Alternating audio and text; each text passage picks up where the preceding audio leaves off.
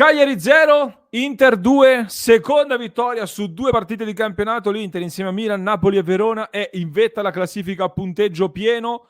Un'altra partita incoraggiante, un'altra partita di dominio da parte dell'Inter, possiamo dire, soprattutto nel primo tempo ha controllato, ha saputo, diciamo, colpire nei momenti giusti e poi ha saputo gestire il risultato. I gol di Dumfries e Lautaro Martinez che decidono questa gara, una gara in cui si chiude ancora una volta senza subire gol, ed è un altro messaggio positivo. Soprattutto, Simo, si va a vincere su un campo che presentava tantissime insidie, perché il Cagliari pochi giorni fa ha fermato il Torino sullo 0-0 e sappiamo bene come le squadre di Ranieri, soprattutto in casa, possono essere molto ostiche. Il Cagliari è stato anche più offensivo, magari più spregiudicato, meno arroccato di quello che ci si poteva aspettare.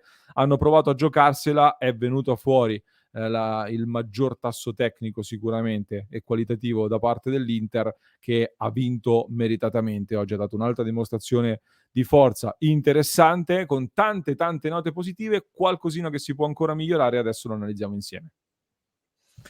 Concordo, ma appunto ci prendiamo il secondo 2-0 in scioltezza, con una seconda partita poi controllata con grande tranquillità, senza rischiare praticamente mai, se non in questo caso all'89esimo. È un Inter che dà delle sensazioni diverse, un Inter che mi sembra più tranquilla e più consapevole rispetto all'inizio della scorsa stagione, e questo mi incoraggia, perché già era una cosa che avrei voluto verificare, e se questo già viene confermato, poi valutiamo appunto le lacune, le cose da sistemare, ma questo era già uno scoglio importante da superare fin dall'inizio.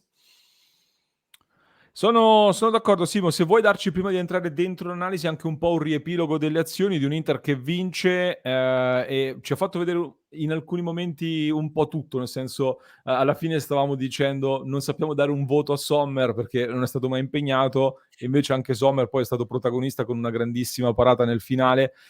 In mezzo ci sono stati anche 2 pali colpiti dall'Inter, che quindi ha creato comunque anche un buon numero di occasioni anche oggi. Sì, il risultato è 2-0, poi ci sono 2 importantissime occasioni per il Cagliari, una a tempo scaduto e 2 pali dell'Inter, che quindi vanno, se vogliamo, un po' ad annullarsi. L'Inter che segna al 21esimo con Dumfries, imbeccato benissimo da Thuram, con un filtrante di sinistro in profondità. Dumfries di destro incrocia e batte Radunovic. Pochi minuti prima, al 15esimo, c'era stato il palo di Lautaro proprio su rimessa laterale lunga di Dumfries. Nel mezzo, fra l'1-0 del 21esimo e il 2-0 del 30esimo, c'è il miracolo letteralmente di Çalhanoğlu in difesa, che recupera in scivolata su Nandez, praticamente involato da solo verso la porta. E poi alla mezz'ora, come dicevamo, il raddoppio di Lautaro, ancora Thuram che dà origine all'azione, tocco di destro di prima per Di Marco che arriva in zona cross, la mette per Lautaro rientra sul destro e batte il portiere. Quindi l'Inter la sistema di fatto già nel primo tempo. Nella ripresa si mette a gestire e di fatto, soprattutto nei primi 20 minuti, non succede quasi nulla. Poi negli ultimi 20-25 si accende un po' l'uvummo del Cagliari, che secondo me è stato il migliore o comunque quello più pericoloso. E c'è però, come dicevamo, all'85esimo un altro palo dell'Inter, questa volta di Çalhanoğlu, con un tiro che in realtà viene sistemato, viene aggiustato da una deviazione, se no sarebbe finito fuori. E poi la seconda grandissima occasione del Cagliari all'89esimo su un ribaltamento di fronte.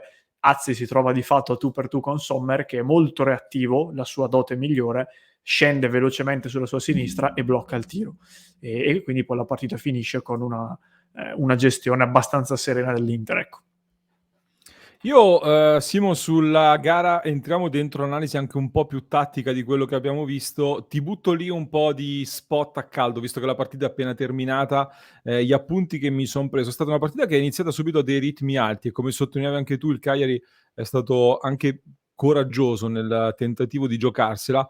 Io mi aspettavo, sulla base anche di quello che avevamo visto in Torino-Cagliari, una formazione, diciamo, più compatta, più stretta, soprattutto centrale, perché il Cagliari di Ranieri gioca con poca ampiezza e con 2 linee, difesa e centrocampo, molto vicine per creare tanta densità lì in mezzo.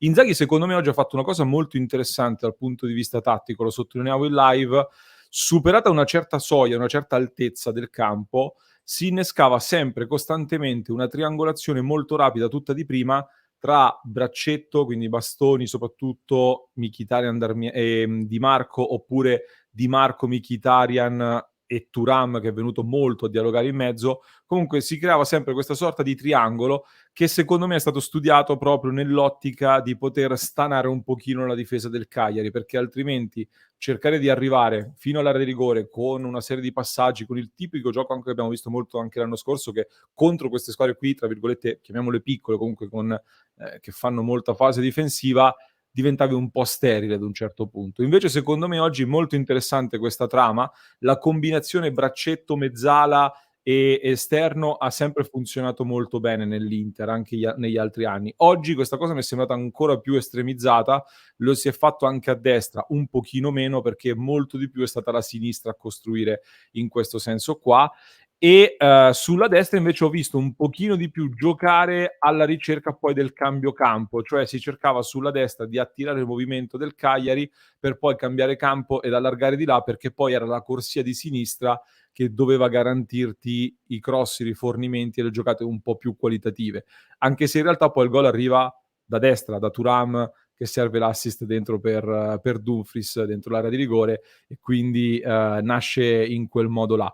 E l'altra cosa poi che mi ero appuntato, oltre ad una sensazione di dominio, soprattutto nel primo tempo, nel secondo abbiamo rivisto un po' quello che si era visto anche contro il Monza, cioè dopo i primi 5 minuti di assestamento ci sono stati circa 5-8 minuti concessi alla formazione avversaria.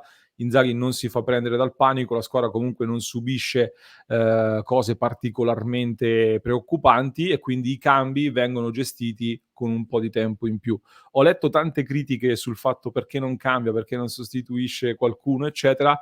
Diciamo che la logica di far prendere minutaggio a qualcuno ci può anche stare, però credo che l'andamento della gara fosse talmente in controllo per cui non vedo particolari critiche da muovere in questo senso. Non so tu se hai altri spunti su questa gara.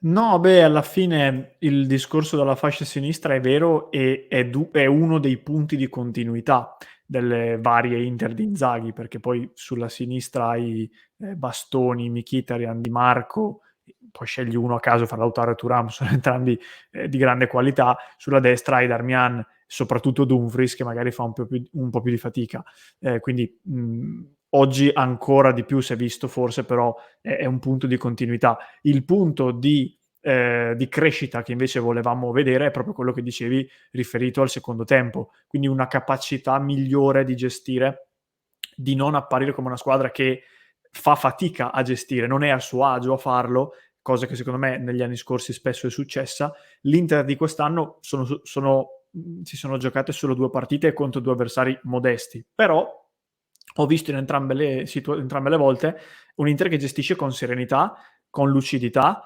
e secondo me in un campionato che dura più di 50 partite potenzialmente, dove giochi ogni 3 giorni, eccetera, eccetera, è importante non essere, diciamo, obbligati ad andare sempre a 1000, perché altrimenti rischi di riaprire le partite. Cioè una big, a maggior ragione l'Inter, deve essere in grado di gestire in certi momenti in questo modo qui. Chiaramente attendiamo ulteriori conferme anche in gare più impegnative, con tutto il rispetto per Monza e Cagliari, però le premesse ci sono e questo è molto molto positivo secondo me. Assolutamente, assolutamente. Aggiungo un paio di considerazioni ringraziando De Pica Pica C, non riesco a mettere in evidenza il commento al momento. Grazie di cuore De Pica Pica per il grande sostegno post partita come sempre, scrive tutti bravi, forza Inter. E a proposito di tutti bravi, adesso parliamo anche un po' dei singoli, infatti. Ringrazio anche Jorge Valentin Pizzen, grazie davvero Jorge per il grande supporto e per il messaggio, per essere entrato a far parte della nostra community. A proposito dei singoli, Simo, intanto mi viene da dire sui cambi, Inzaghi ormai ha fatto capire che sulle fasce si andrà sempre, o comunque per il momento si va avanti con questo gioco delle coppie. Quando gioca Di Marco a destra c'è Dumfries, uno più di gioco, l'altro che può anche finalizzare e che ti dà quella quota fisica. Esce Di Marco, entra Carlos Augusto, contemporaneamente entra Quadrado dall'altra parte, che è più giochista tra virgolette, quindi questo è un altro segnale di come anche in base a quello che fai, alle sostituzioni, ai cambi, riesci a dare delle alternative di gioco sia a gare in corso che nel poter fare varie partite. Questo è un punto che secondo me nel giudicare questo mercato in molti stanno sottovalutando, invece da tenere sotto osservazione. Sui singoli andiamo un po' per temi, Simo. Io parto da dietro. Allora, Sommer, dicevamo, grande parata nel finale, per poco non era senza voto praticamente, ma poi ha fatto una grande parata nel finale. Sulla difesa io vorrei concentrare la mia attenzione su Bastoni, perché ho sempre detto dall'anno scorso che mi aspettavo da lui quel salto di qualità dal punto di vista difensivo. Oggi è la seconda partita in cui Bastoni mi dà delle sensazioni molto interessanti a livello di concentrazione, a livello di attenzione. Ha commesso un solo errore, se non ricordo male, perdendo un brutto pallone nel finale, da cui poi però siamo riusciti a risolvere. Però l'ho visto più concentrato e anche più cattivo difensivamente. Questa è la prima nota positiva che voglio sottolineare. Se non puoi aggiungere qualcosa tu su Bastoni, Simo, io direi però di soffermarci soprattutto su Çalhanoğlu, che per me oggi ha fatto una partita clamorosa ancora una volta, e dimostra che Inzaghi, se decide di cambiare da Brozovic a Çalhanoğlu, così sprovveduto non è.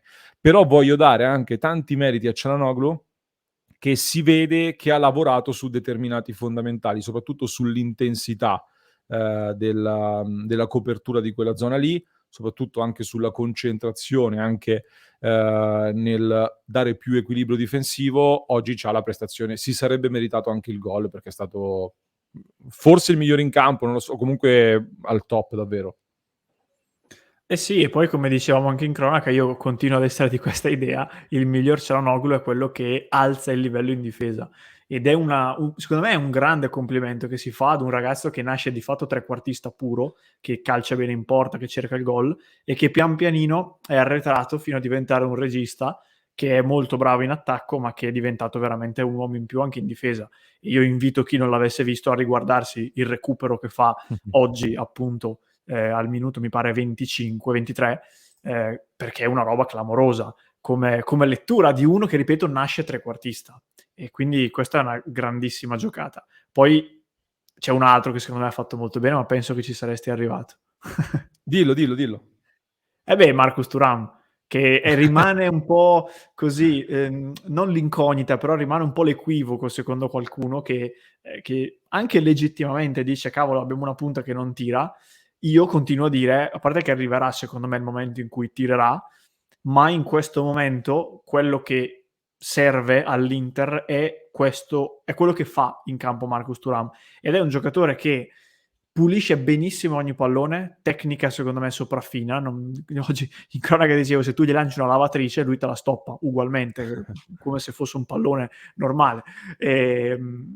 Però ecco, mi sembra che appunto l'ingranaggio dell'Inter ruoti bene, anche perché Thuram fa quel lavoro qui, e anche se fa la punta può anche fare 0 gol paradossalmente, ma nell'Inter di Inzaghi, dove tira una volta Lautaro, una volta Dumfries, una volta Barella, una volta Di Marco, una volta Bastoni, secondo me non è nemmeno così importante di per sé. Poi magari ci sono delle partite in cui magari sei meno fluido e quindi si richiede anche la giocata del singolo, e a quel punto giustamente tu guardi all'attaccante, ma nel tipo di approccio che ha l'Inter di Inzaghi a livello proprio di idea di calcio, per me Thuram si sposa benissimo.